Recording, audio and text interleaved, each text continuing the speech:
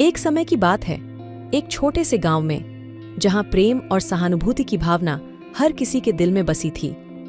यहां रहने वाले लोग अपनी खुशियों को बांटते थे और समस्याओं को साथ मिलकर हल किया करते थे। एक दिन गांव के प्रमुख ने अपने घर के पास एक चमत्कारिक पेड़ का पत्ता देखा। वह अपने साथी गांव वालों को बुलाकर बताने लगे, पर क्या यह पेड़ सचमुच चमत्कार का बेहद खास राज रखता था?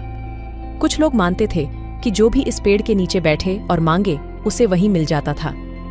क्या यह सच है या बस एक किस्सा है? गांव वाले उत्साहित हो उस पेड़ की खोज में निकल पड़े। दिन बीतता गया, लेकिन कोई भी चमत्कार नहीं हुआ। किसी ने मांगा तो उसे वही मिला जो उसे पहले से ही मिल जाता था। लेकिन एक दिन एक बच्चा उस पेड़ के पास पहुंचा। वह अपने नाना के साथ था, जो बहुत बुजुर्ग और बुद्धिमान थे। बच्चा पेड़ के पास खड़ा होकर बोला, ओ पेड़ के राजा, मुझे अपनी आधी याद के रास्ते में रोक रखा है, कृपया मुझे उसे पूरी याद दिला दो। और बच्चे के नाना ने कहा, बेटा, जब तू पूरी याददाश्त का हिस्सा प्राप्त करेगा तो तू अपने वास्तविक रूप में सच्चे ज्ञान का धनी बन जाएगा। वह पेड़ के नीचे बैठा और ध्यान से सुनने लगा।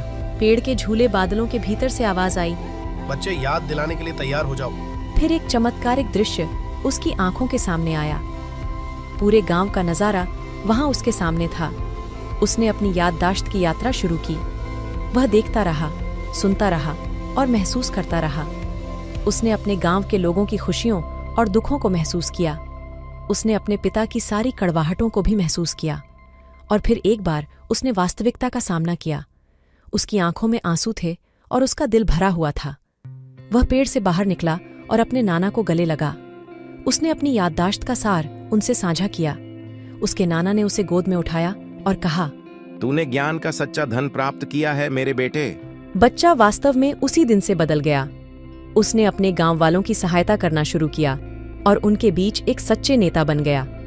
उस पेड़ ने सिखाया कि असली धन सिर्फ ज्ञान है और यही उसे सच्चे सफलता की ओर ले जाता है। इस तरह उस पेड़ ने न केवल उस बच्चे को बल्कि पूरे गांव को भी नया दृष्टिकोण दिया।